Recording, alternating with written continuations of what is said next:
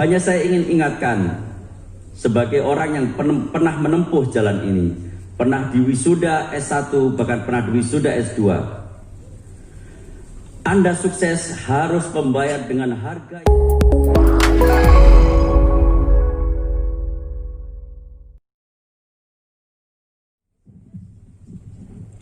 Assalamualaikum warahmatullahi wabarakatuh.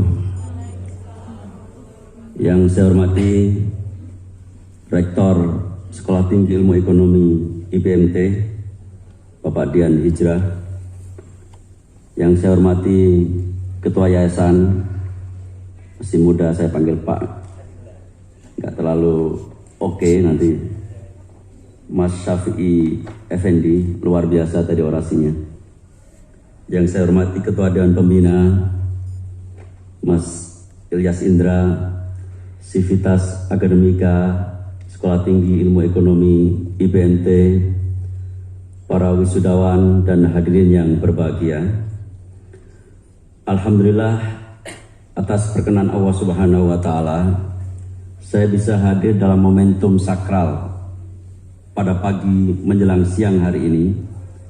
Momentum yang sangat dinanti-nantikan oleh semua orang. Saya senang sekaligus juga heran, di tengah-tengah dunia yang pandemi ini masih ada orang yang mau wisuda, itu sudah luar biasa menurut saya. Jadi sekolah itu luar biasa, dan saya kalau suruh sekolah lagi itu masih mikir-mikir. Saya banyak sekali orang mengatakan, kenapa nggak S3 lagi? Saya bilang, saya sudah biasa mikir dibayar, masa saya suruh mikir bayar. Jadi para mahasiswa-mahasiswa sudah mengeluarkan semua energi terbaiknya untuk bisa sampai pada level ini. Tentu kita tidak boleh menyia-nyiakan level yang sudah Anda capai ini. Level yang tidak semua orang bisa ikuti. Di Indonesia, tidak lebih dari 3% orang Indonesia yang memiliki derajat keilmuan sehebat saudara. Di Indonesia, tidak lebih dari 3% orang Indonesia yang memiliki kemewahan semewah saudara-saudara yang hari ini akan diwisuda. Level ini bukan level main-main. Kalau dari sisi angkatan kerja Indonesia yang sekarang ini, yang paling banyak masih level SMP ke bawah. Anda sudah jauh sekali melompat tinggi di antara orang-orang Indonesia pada umumnya. Karena itu, jangan sampai setelah wisuda ini justru ada kegalauan. Biasanya habis wisuda, senang-senang, syukur, sejam kemudian mikir, setelah ini apa yang mau saya lakukan? Karena itu, Bapak-bapak, Ibu-ibu yang saya hormati, kita mesti bisa menangkap tadi yang disampaikan oleh Bapak Syafi'i Effendi. Semuanya berubah. Kullu syai'in halikun illa wajah. Semua yang ada di dunia ini berubah kecuali wajah Tuhan, kecuali zat Tuhan itu sendiri. Karena setiap orang harus menyiapkan dirinya untuk mengalami perubahan-perubahan, termasuk saudara-saudara yang hari ini diwisuda. Dunia mengalami perubahan berkali-kali dari sisi bagaimana menghasilkan produksi. Kita sekarang masuk dalam level gelombang revolusi industri yang keempat. Revolusi industri yang pertama, kita catat semua, kita belajar dulu sejarah. Diawali tahun 1776, di mana James Watt menemukan mesin uap. Dulu sebelum tahun 1776, orang memintal benang secara manual. Untuk bisa menghasilkan satu baju yang kita pakai ini, orang bisa berproduksi berbulan-bulan. Tapi ketika James Watt menemukan mesin uap, pemintal benang bisa dihasilkan baju ini hanya beberapa hari. Lalu masuk pada level kedua, pada abad ke-20 ditemukannya listrik oleh Thomas Edison. Menemukan listrik, kemudian pola produksi berubah sekali. lalu masuk abad ke-21, ditemukan komputer, lalu dunia berkembang menjadi jauh lebih cepat. Sekarang kita mengalami gelombang keempat, revolusi industri keempat, di mana internet menghubungkan hampir pada semua aspek kehidupan kita. Tidak ada satupun di dunia ini yang sekarang tidak menggunakan internet. Semua terhubung dengan internet. Ada komputasi sistem cloud, ada teknologi big data, ada artificial intelligence, semua terhubung melalui internet. Lalu tiba-tiba terjadi apa yang disebut dengan pandemi corona. Pandemi corona ini tidak membuat gelombang baru revolusi industri, tetapi menyempurnakan gelombang revolusi industri tahap keempat. Semua orang sekarang berbasiskan online. Dulu kita tidak pernah berpikir mau beli bakso saja harus pesan online. Dulu kita tidak pernah berpikir mau membeli baju secara online. Dulu kita tidak pernah berpikir mau beli tiket pesawat secara online. Tapi sekarang hari ini, pandemi ini menyempurnakan gelombang revolusi keempat, Internet of Things. Semua produksi dan semua komunikasi kita terhubung secara masif melalui internet. Bapak, Ibu-Ibu, sivitas akademika yang berbahagia, kenapa saya harus menyampaikan tahapan-tahapan perubahan? Karena tadi disampaikan oleh Pak Syafi'i Effendi, semuanya berubah. Tanpa kita mengadaptasi perubahan, tanpa kita memprediksi perubahan-perubahan ke depan, kita semua hanya akan menjadi dinosaurus yang pernah berjaya pada masanya, tetapi punah di era sekarang. Kalau mahasiswa-mahasiswa STIE, IBMT tidak mengenal perubahan, tidak mencermati perubahan, dan tidak membaca pola-pola perubahan, suka atau tidak suka, mahasiswa IBMT akan jauh tertinggal oleh zaman. Karena itu Bapak-Bapak, Ibu-Ibu yang berbahagia, perubahan adalah sesuatu yang niscaya. Yang kedua yang ingin saya sampaikan, ada juga fase-fase persaingan negara yang bergelombang-gelombang juga. Fase pertama, persaingan negara itu adalah negara dengan negara berhadapan-hadapan. Kita dulu mengenal era yang disebut era Perang Dingin, di mana blok Amerika yang disebut NATO dan Pakta Warsawa itu bersaing dengan sangat keras. Negara dengan negara berhadapan-hadapan secara langsung. Kalau tidak kuat membentuk blok, yaitu blok Pakta Warsawa yang di Polandia. Pakta Warsawa itu nama sebuah kota, Warsawa, Polandia, dan blok NATO yang dipimpin oleh Amerika. Ketika negara berhadapan negara dengan negara, maka yang hadir adalah institusi resmi negara. Fase kedua adalah ketika korporasi antar negara berhadapan-hadapan.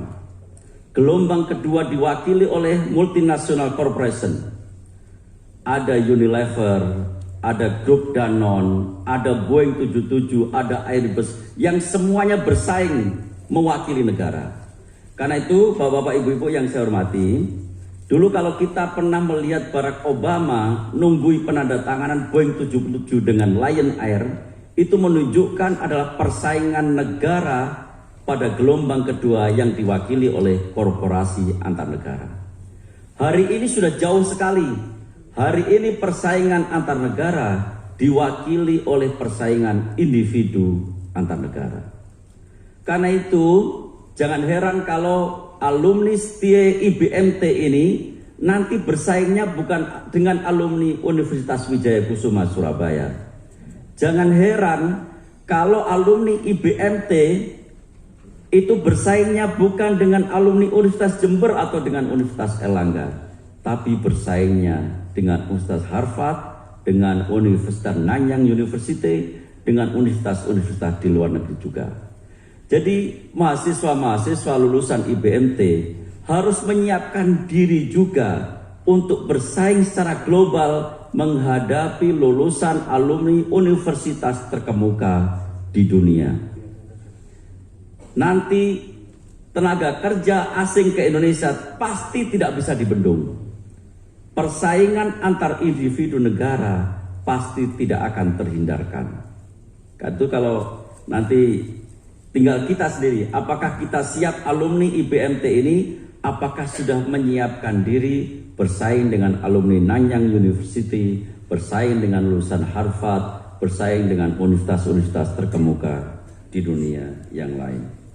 Bapak-bapak, ibu-ibu, alumni, mahasiswa, calon wisudawan yang saya hormati, saya tidak ingin saudara-saudara berkecil hati. Meskipun tadi sudah saya sampaikan tentang peta persaingan antar negara, tahapan persaingan antar negara, tetapi sukses itu sebenarnya tidak ada sekolahnya. Kita jumpai semua mahasiswa yang drop out pun bisa sesukses dengan penemu komputer yang sekarang menjadi orang terkaya di dunia, Microsoft. Kita ketahui bersama banyak orang yang hanya lulusan SMA itu juga bisa menjadi kaya raya. Lim Siliong tidak pernah menempuh jalan menjadi mahasiswa, tapi dia kaya raya. Sekolah Tinggi Ilmu Ekonomi IBMT telah membekali saudara-saudara dengan pengetahuan yang banyak sekali. Kesuksesan utamanya ada di tangan saudara-saudara semua. Sukses atau tidaknya saudara-saudara di dunia nyata, mengambil istilah Pak Syafi'i Effendi tadi, lepasnya anak panah dari busur tadi, sampai pada titik tujuan atau tidaknya tergantung dengan saudara-saudara sendiri. Hanya saya ingin ingatkan, sebagai orang yang pernah menempuh jalan ini, pernah diwisuda S1, bahkan pernah diwisuda S2, Anda sukses harus membayar dengan harga yang mahal. Anda tidak sukses, harus Anda bayar dengan harga yang jauh lebih mahal. Orang tidak sukses tidak akan bisa terhormat di mata kawan-kawannya. Orang tidak sukses akan dipandang rendah oleh rekan-rekan sebayanya. Itu adalah harga yang sangat mahal dibandingkan Anda membiayai kuliah Anda, dibandingkan Anda pengorbanan-pengorbanan Anda selama ini. Karena itu siapkanlah pengorbanan yang lebih besar agar kita semua bisa sukses di dunia yang lebih nyata. Sukses adalah hasil dari kerja keras kita. Sukses adalah kesediaan kita untuk berpikir jauh lebih keras di antara rekan-rekan kita. Sukses adalah hasil dari doa orang tua kita yang bermalam-malam, bertahun-tahun, bermusim-musim, bahkan berpuluh-puluh tahun lamanya. Sukses adalah menyempurnakan ikhtiar kita bersama, kesediaan kita untuk menempuh jalan terjal, untuk mau mengorbankan diri, menunda kenikmatan-kenikmatan sesaat demi tujuan yang jauh lebih besar. Karena itu, saudara-saudara calon wisudawan yang berbahagia, sempatkanlah waktu untuk bekerja lebih keras daripada rekan-rekan sebayanya. Sempatkanlah berdoa untuk lebih khusyuk daripada rekan-rekan sebayanya. Sempatkanlah berpikir dengan lebih keras daripada rekan-rekan sebayanya. Insya Allah dengan cara itulah seluruh alumni Sekolah Tinggi Ilmu Ekonomi IBMT akan menempuh kesuksesan bersama-sama.